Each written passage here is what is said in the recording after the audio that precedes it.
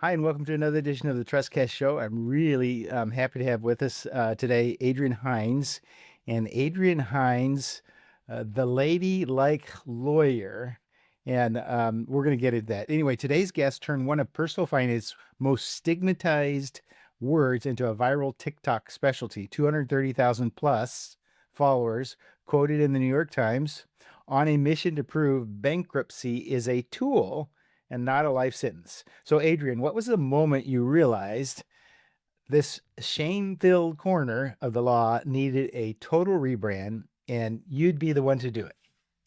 Well, thank you, Zane. Thank you first for having me on your show. I really appreciate this. I love the opportunity to tell the world about what I do and how I got here. So, yes, I am a bankruptcy attorney. And I woke up one day and realized that there was an entire community of humans out there that I was starting to see through my little window of TikTok and Instagram and social media. I began to understand that this thing that I had been doing for years and years and years in my private practice, this thing called bankruptcy law, was less understood than I even realized, having been doing it as a traditional practitioner, as a regular lawyer with partners and a corner office and my name on the side of the building and everything. So I had been doing this. People had been coming to me to file for bankruptcy for many, many years. And during COVID, I went to social media like a lot of people did. I had teenage kids at that time. And so I followed them and I just became very fascinated with what I was seeing that was happening on social media, the way people were engaging. And so I jumped in. And I initially thought I was just going to talk about like my own life and juicing and running and these things that I don't even do anymore. But one day I mentioned this weird thing that I do in my job, and I never expected that I would get such a reaction.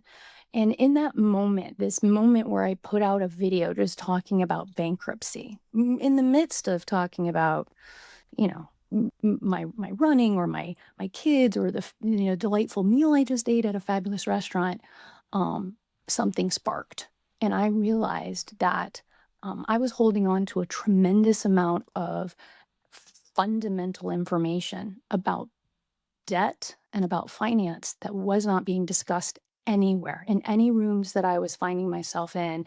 And having done it for so long, I knew what its benefits were, and I suddenly became a crusader. I don't really know how else to say it, but I became a crusader to help people understand how they fit into the debt world these days. And it has brought me tremendous joy. And so it was definitely a TikTok video. There's no question that my heart belongs with TikTok, because that's really where I learned that I had information that a lot of people needed to know. So, I have a whole bunch of questions. I'm probably going to get to some of them. Um, so, I'm really curious about really what's brought you kind of fame, but really enabled you to grow your business, I imagine. Yeah, So, yeah. what's happened before you started doing video and after you started doing video? What's happened to your business? That's a great question. And it's important to know that before I started really going down the bankruptcy video lane, up until that point, my personal private practice in my law firm had been as an injury attorney. I was actually a specialist in Ohio workers' compensation. So I was very good at workers' comp. I was highly specialized representing injured workers. And I was getting very burned out. And I'd always been doing a little bit of bankruptcy work on the side. All of my years of practice, I had interned with a bankruptcy judge. It was my mentor. I didn't love bankruptcy all along the way, but I was doing it to help my own clients out. And COVID, a lot of my story comes back to COVID because I think that's when a tremendous opportunities started to present themselves. I started to see my world, my role as a lawyer expanding beyond this corner office and my name on the building. I started to see an opportunity to get out of something that I didn't love as much And I started seeing my own bankruptcy practice a little bit differently. I started seeing it not just as a something that helped my clients, in these other areas, but I started to really see the change that I was able to make in these people's lives, the immediate, tremendously immediate changes that changed the entire trajectory of their lives. So I started to get to this point where I think a lot of professionals get in their career. You stop and look around and you wonder how you got here, and you wonder if this is really the life that you had envisioned for yourself. And I was starting to realize that it was not. And I had the terrible misfortune and also the dubious luck to have experienced my husband crashing his airplane. He had a little private pilot's license. We had a little airplane. We called it the Ford Fiesta of the sky. My husband was in a near fatal plane crash. And in that moment, in the ICU, as he was starting to come out of everything, we started to have those serious kind of talks that I think sometimes people put off until that moment. And in those moments, I started to realize that I had grown away from this practice that I'd built for 27 years, and I was starting to Hmm. want something different. And I think his plane crash gave me the ability to pivot, an excuse to pivot. I wish I hadn't had to have that excuse, but that is really probably what made it happen is the deep conversations with my spouse in a hospital and really evaluating what our lives look like and what we wanted them to look like moving forward. Wow, Yeah, that's quite a cathartic uh, moment to go it through. it Not a was. lot of people will survive from a plane crash, so um, you probably feel blessed. I feel very fortunate that he survived, and I I don't want other people to get to a point where they are sitting in an emergent, in a hospital, suddenly realizing these things. I wish that I started to see the signs that it was maybe time to start looking, but I think we're trained really to sit in what we've got. I was raised to think I wanted to be a lawyer and I wanted to be a partner and I was going to be a female partner and I was going to break the glass ceiling. I was going to have that corner office and that name on the side. And it was hard to give those things up. But, that plane crash was what really made me realize that I couldn't not. So I see you. So I actually went and I checked you out online. I check out every guest, whether they know it or not. I cyber stalk them, and I see that it seems like you cut these videos on your phone, even in your car and that, and you seem like you're having fun. Tell me the secret behind having fun, because so many people when they're making a video, they just freeze up. And tell me about your first video versus what you do now. Oh, yeah, and that is really what this is all about. I found that I very much enjoyed holding a phone in front of my face and telling people everything I knew in 1, 2, 3, 5 minute chunks, sometimes 15-second chunks. And when COVID came and I saw my kids kind of gravitating more towards these social media accounts, I I've got ADHD, I'm dramatic, I'm outgoing, I'm all of these things. So, of course, this type of technology was something I was really interested in.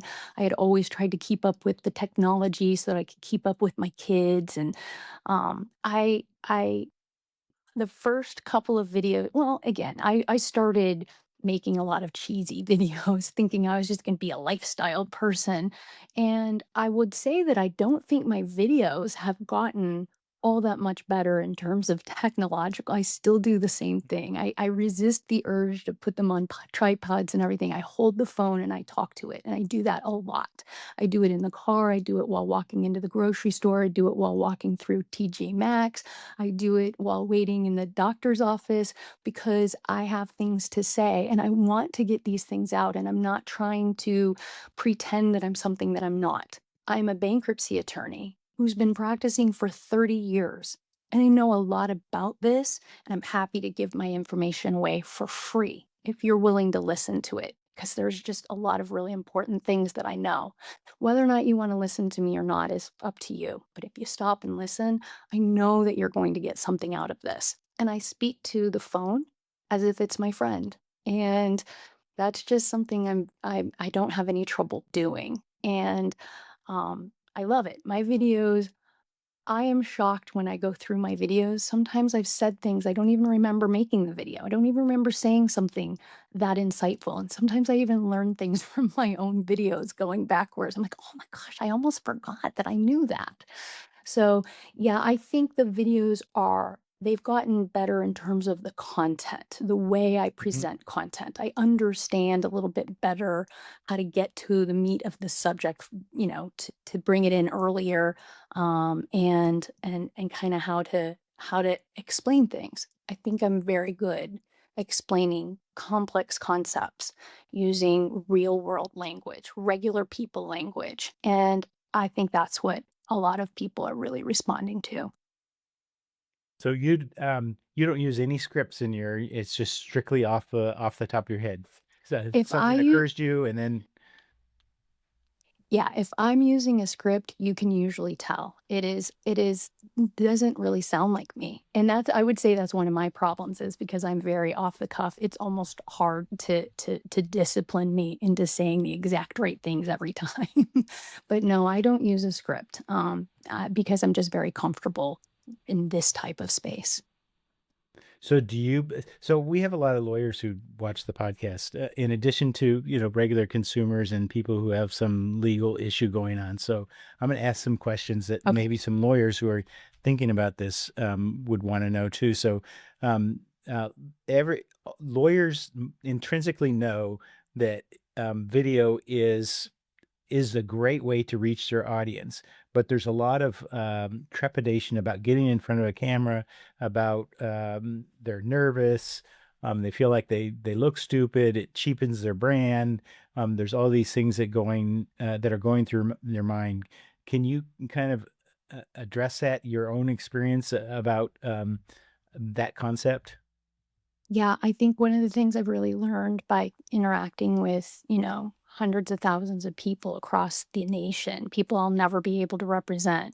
One of the things I've really come to understand is the deep, deep, irrational, maybe, I think it's rational, but the deep, deep fear that people have when it comes to talking to a lawyer. I don't think I understood it until I was in this space. And I think one of the things that most lawyers misunderstand is that people just want information and they just want to feel normal. And so I think that when you go to make content, if you're thinking about making videos or putting stuff up on your own website, starting small, um, I think that if you treat any video that you make as if it's a real client and you are showing empathy and kindness and authenticity, that's what wins. And it took me a little while to get there. I felt the same way. I was super embarrassed when I put my first video out because I'm thinking of the bankruptcy trustees that I know very well. I'm thinking of the judges, who have very high standards. What are they going to think about this? I was thinking about the US trustee and the Department of Justice. Are they going to take issue with some of the things I'm saying? How is this going to be received by our local judges, my partners? Um, and, I think the more you worry about those things, the more you muddy the waters in terms of what it is you're trying to accomplish. And I want to remind every lawyer out there that I'm 55 years old. So I was born and raised and I cut my teeth being a lawyer during the time frame when advertising was a no-no. I mean, my law firm turned somebody else in for advertising 25 years ago. That's how much we didn't like it, it's cheapening our brand. That's really what we thought. I remember. Right, right. Yeah. But I did a webinar the other day talking about to other bankruptcy attorneys, talking about debt settlement companies, for example. And I was pointing out that debt settlement companies, they don't have the ego. They aren't embarrassed. They don't come to the situation as if they know all the answers. And that's why we're losing clients to them because they're being kinder. They understand the sales pitch of it all. And at the end of the day, as lawyers, we have to show our clients, we have to show our audience that we care, that we're competent, and that we'll try and that we'll be honest. And I think getting those things, I think that's hard for lawyers. Lawyers have trouble being vulnerable. They have trouble going outside of the box or taking risks outside of the box. And you have to move past that because your audience, your clients are out there just waiting for your content to come across them. And I can tell you that my judges, my trustees, everybody ended up being perfectly okay with what I was doing.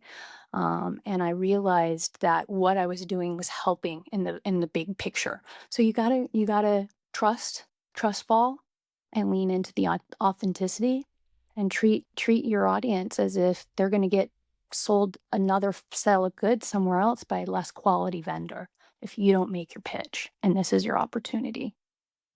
So when you say make a pitch, you actually aren't really making a pitch. You don't directly make a pitch. You give away information that helps people realize that you're an expert and a nice person. I mean, I watch your videos. Yeah, that's I'm trying to show people, regular people, in Minnesota and Wisconsin and Florida and all of the places that I don't even practice law. I'm trying to show them that there's only a couple of ways to manage debt. And one of the safest legal ways is this thing that I know about called bankruptcy. And you don't know much about it, and I know that you're really afraid of it. But if you just stop and listen for a little bit, let's walk through some of these things. So they have to trust you first, right? You have to be authentic enough. You have to move past that initial belief that people have about lawyers, scammy, sleazy, liars. That's what they think of us, sadly. And so we have to show that that's not what we are. We are less trusted than a credit card company, a bank manager, or a debt settlement company. So we have to push through that. And when I say making the sale, I mean, I benefit directly from the content that I make eventually. And so it does come back to me, and the way that I'm putting the content out is really a funnel. I'm trying to educate everybody, but I'm also trying to move everybody into the idea that maybe they should be talking to a bankruptcy lawyer if they've got debt. And so I've got a solution for that. And that is really one of my main revenue sources from my online work. So, do you when you do these videos, so I help various companies and attorneys with videos, and I just had somebody the other day who wanted to start doing this, and he wanted to put a disclaimer on his videos. You want to comment on the idea of having to put a disclaimer on your videos? Yeah, I mean, I think the different ethical rules in the different, in the different states, you have to abide by those. I have catch-all ethical things that I put in the descriptions of my short form videos, and in the descriptions of all of my content. So I think that that's when it comes to ethics and what you're doing there, you've got to maintain the rules in your state, of course, but all of the ABA rules that we are guided by. But I got to tell you, my content is very clearly educational only. I make it very clear in my content that I'm trying to give people. Trying to show them the map of the forest, and I'm encouraging them to go to their the nearest kiosk to ask for a guide. And so I make it very clear that I separate what it is that I'm doing. I don't conduct any legal business through social media. Private messages, I will say, that sounds like a great question for your lawyer. You can follow the link in my profile to be paired with one. That's kind of how I operate. So all that is what I've gotten better at over the years, is making it very clear what my content is and what the purpose of it is. I only practice in Northern Ohio. I'm too lazy to even practice in the Southern Federal District. I'm just too busy. And so my goal is always to get people to turn inward into their community. By definition, it helps me because there's plenty of people in the Northern Federal District who come across my content. So I'm giving myself ad free, cost free advertising while at the same time I'm generating income because I'm educating a population of people and then I'm sending them through a lead funnel. So, you live in the town with the greatest roller coaster, collection in the maybe in the world, but at least in You're the United States. People don't even know it's a little, gym there, Cedar Park. I remember when as a side note, I remember when I went there with my kids, and my one daughter was oldest, and she was about 13, and I don't really like roller coasters, but all the other kids were younger, and my wife wasn't about to get on, so I had to go on every single roller coaster. Cedar Point is a classic. It is one of the most amazing amusement parks in all of America. Anybody who knows amusement parks knows where we're at. It makes an amazing place to live. It's beautiful. We're on the water up here. A lot of people don't realize the Great Lakes look like an ocean. So it's beautiful up here. It's gorgeous. You should come and visit. Yeah, I've been there many times. My wife's from, Cleveland. Oh, there. Okay, so if someone's lying awake Googling, "I need a bankruptcy lawyer," what's the first thing you'd tell them? I don't think they're lying awake asking for a bankruptcy lawyer. I think they're lying awake wondering what to do with their debt. And I'm hoping that they're going to see that bankruptcy is a safe legal option. And so if they're lying in bed wondering if bankruptcy could actually be something that they should explore, I really do encourage people to explore it first. I encourage people to consume my content. I encourage people to consume the content of other bankruptcy lawyers who are out there on social media who are putting information out there, because most of the lawyers that I know who are doing that are good bankruptcy lawyers who care a lot and they're putting out amazing educational content. I think I'm not here to tell anybody to file bankruptcy. I'm just here to talk about the reality of the fact that bankruptcy is usually one of the best, safest, cheapest legal ways to manage debt. And most people think it's the last thing that they should consider.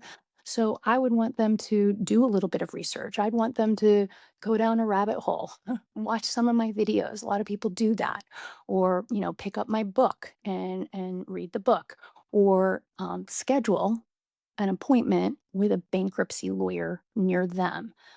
That's really my ultimate goal because I know that at the end of the day, that's where, I had two clients before we hopped on. I'll have two more right after we get off. And I know that the four clients that I talked to today, I have about a 90% chance of offering them an amazing solution that's going to solve their problems much quicker, much more efficiently. So I just feel like getting yourself to somebody who you can just lay it all out, verbally vomit your problems, your financial problems, and they can start to echo back to you some of the solutions that are available.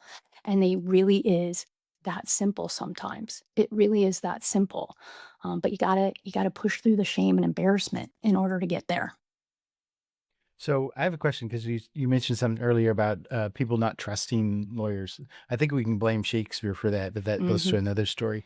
Um, when you s- when since you do these videos and then people will can binge your videos, do you find that they appear at your doorstep already, kind of like feeling like, okay, you know, she's who I want to talk to. Adrienne is it.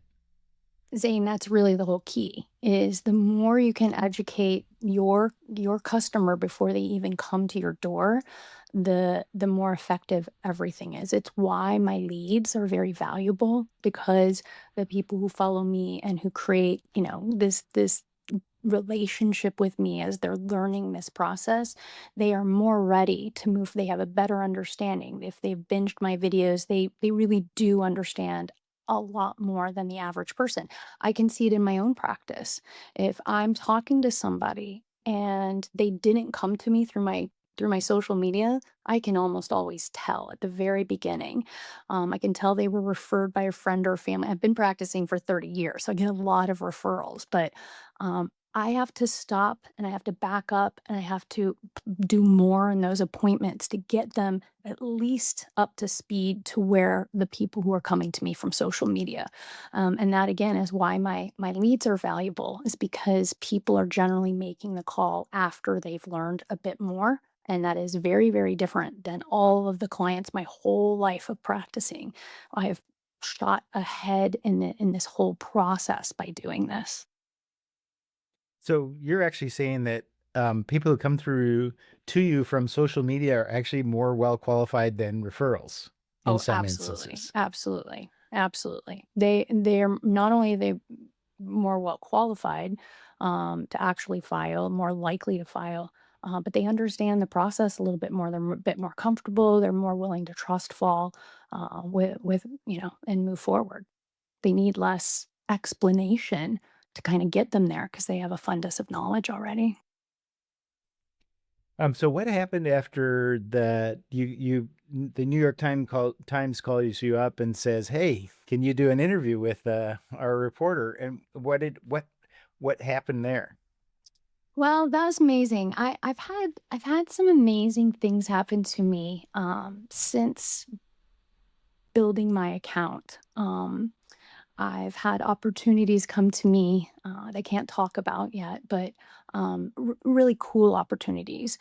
The New York Times came to me. A lot of reporters come to me now. Bloomberg Law, a lot of them now come to me to get some financial background on this. And I've done what I've been trying to do, and that is establish myself as a thought leader in this bankruptcy space. And that's really what I've been building, is this consumer protection thought leader space for bankruptcy. And my opportunities have gone nowhere but up since being in the New York Times. Very grateful to the journalist who highlighted me. It really spurned me to write my book. And I don't know where exactly all of this goes from here, but I do understand that I've got something big that I'm trying to take care of, and figure out along the way, like anything else, trying to figure this out. Well, it's very exciting for you. I can imagine. So what does your family think about, their mom being a celebrity? Yeah, I mean, I think my husband struggles to understand exactly what I'm doing. He's a little bit older than me, God bless him. So he's along for the ride. He just is delighted by everything. I will say that I have a very tragic part of my story. My husband was in a plane crash, of course, and he was safe, thankfully. But that was the moment when I decided it was time to leave my firm. I spent the next year really starting leaving the firm, selling my interests, and about 12 months after 10 months after my husband's plane crash, I left my firm, and it was amazing. I was on my own. I have my new little practice, my burgeoning, my growing little side hustle here that's becoming a main hustle. And I will say that 30 days after I left my 27-year career, stepped away, started my own thing, my husband and I suffered the loss of our daughter, our 22-year-old daughter. And I will say, I apologize for bringing the audience down. I don't want anybody to feel that that was, that this is I'm moving past it, and I work with therapists. But I think one of the most important things is that what I want other people to hear, especially other professionals, is that I realized looking back that I was unhappy in my career for several years. And it wasn't until something really bad happened that I started to change. But I'm so grateful for that plane crash. I know that's crazy because it's what put in place the changes that allowed me to receive this terrible, terrible tragedy in a safer and a better place to recover from it. And so by, following my heart and by, giving up the lots and lots of money in the contingency side, which I'd done for many years, in exchange for finding the courage to walk away from that and do what was true to my heart, I really had set myself up for a much better situation. So, as sad and terrible as it was the fact that I didn't have to go back to doing what I was unhappy doing, which is what really kept me to be able to move through the grief better, and to really embrace my own brand. And that's really what I did. And we just passed the 2-year mark, for our daughter. And we honor her, of course, and love her and miss her. But she was incredibly, it was much easier to navigate such a terrible thing when you're in a better headspace. And that's really what I wanted other people to know, is that if you're unhappy, things can get really bad and that unhappiness doesn't get better. So fix things when you can, because you're going to want those in place for the times that you don't have a lot of control. Well, I'm very sorry for your loss, Adrienne. Thank you. I just can't imagine. I have 4 children and 7 grandkids. I just can't even uh, picture the kind of tragedy that would would mean. I hope Uh, you never experience it, but we all do go through terrible things. We all suffer difficult tragedies and everybody's looks a little bit different. So I don't have a corner on the grief market. I just have an experience, that I want to make sure that I'm sharing authentically. I am my family and I are moving past it. My son is graduating from college, and he is not a super social media kind of guy, to be honest. Both my husband and my son are a little passive in the social media category. So I am the trailblazer here, and they both are a little bit awed by what I'm doing, but they're proud of me. That's what I will say. So, so you're completely away from, you're not doing the personal injury types of, or the that's completely behind you, and now you have this new firm, and it's just bankruptcy. But I imagine, uh, well, you don't have the big, huge paydays that you potentially have with, but you don't have the weights either. It's Right. much more secure. It's much more steady. You know now you have this funnel that you've built that's amazing. Yeah. Um, and you probably have a lot more opportunities as a result. So do you only do TikTok, or do you do other socials too? No, I'm on TikTok, Instagram, Facebook, and YouTube. TikTok was the first place I went to, and so it's the most populated with my content. Facebook and Instagram are very, very high up there. YouTube is my smallest account, to be honest. But yeah, no, I spread it. I spread it out amongst all of them, and yeah, I don't do any injury work, and um, I that was kind of the plane crash conversation. How much is enough? How long do you live, in this high energy, high anxiety world? For how much? How much is enough? And my husband and I, were a little bit able to be a bit more realistic in that moment about what it was we needed and what we had accumulated through time.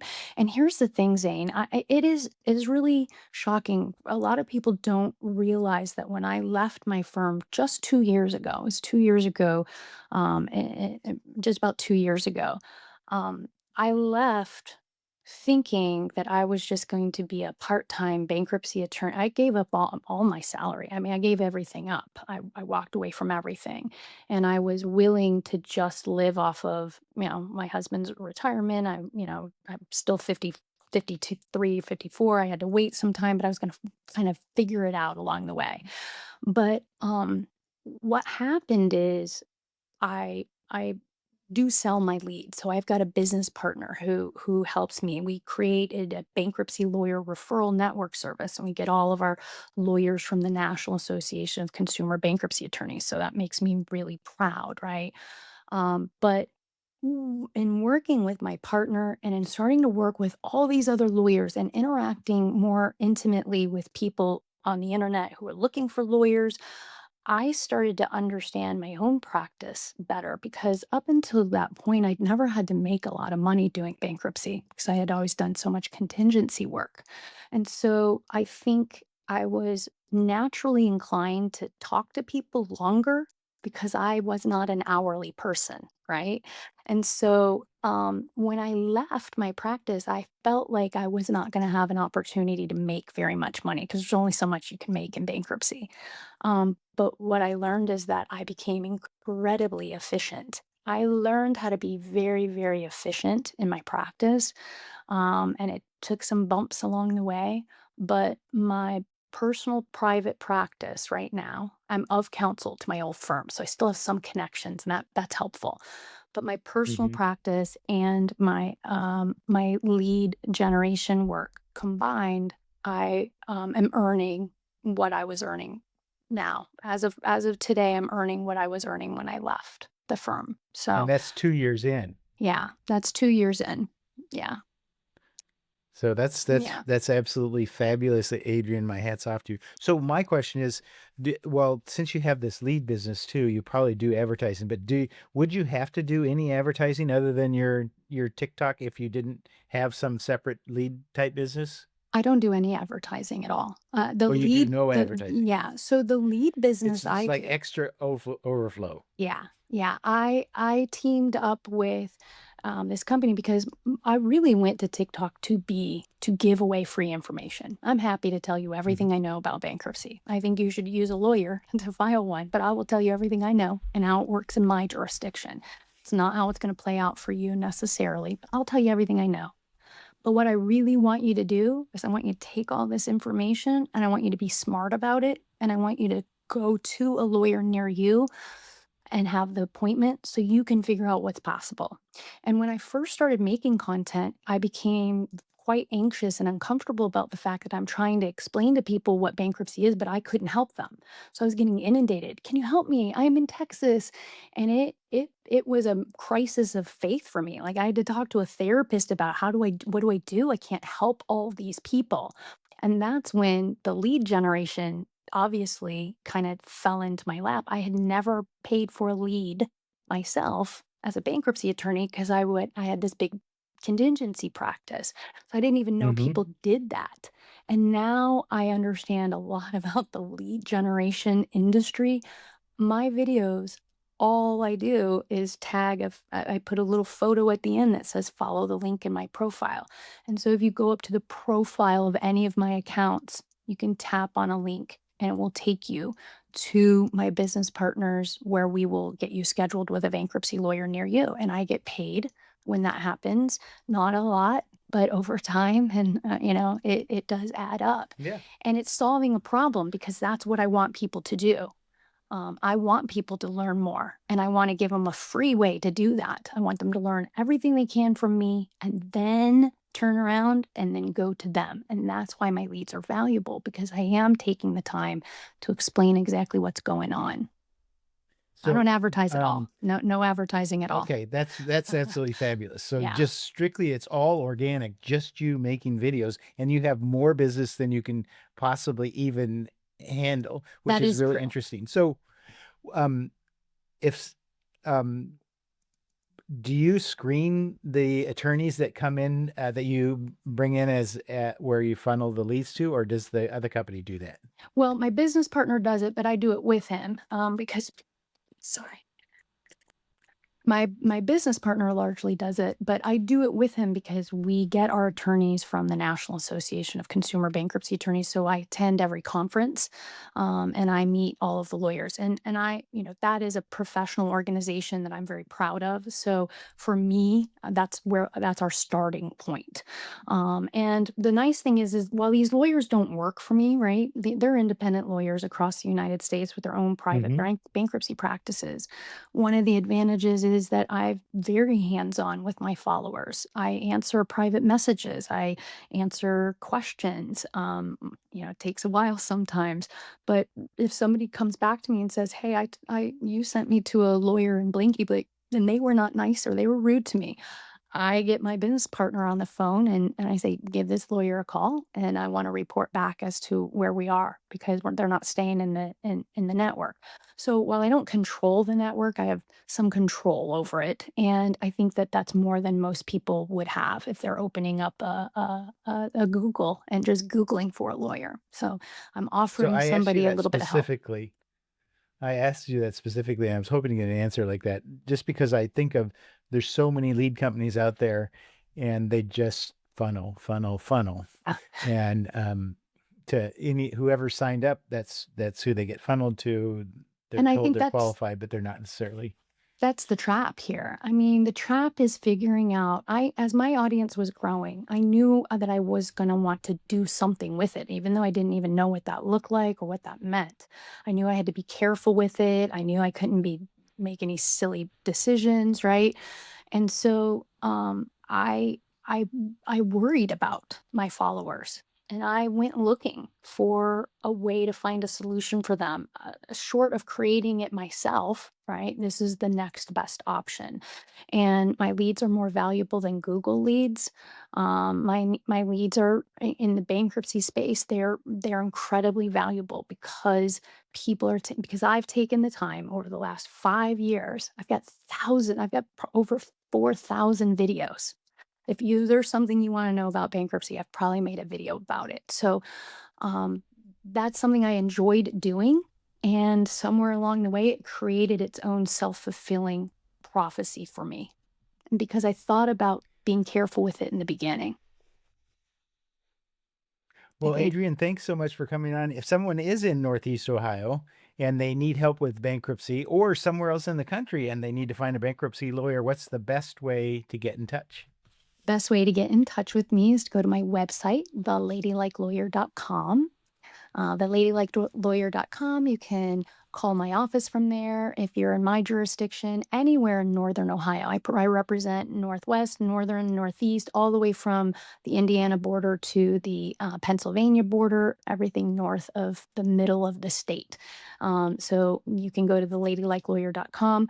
If you're looking for a lawyer near you, obviously I've got that link in there as well. We can get you paired up with a bankruptcy attorney in your area from the National Association of Consumer Bankruptcy Attorneys that offers free consultations. I got other stuff there too, like videos if you've already filed bankruptcy, how to prepare for your bankruptcy hearing, or how to prepare for an appointment with a bankruptcy attorney, or how to ask your lawyer certain things. So there's just a tremendous amount of content available, but I just really want people to feel more comfortable about advocating for themselves and empowering themselves and learning about the options.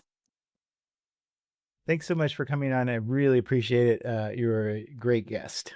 Thank you. It was nice being here. Thank you, Zane.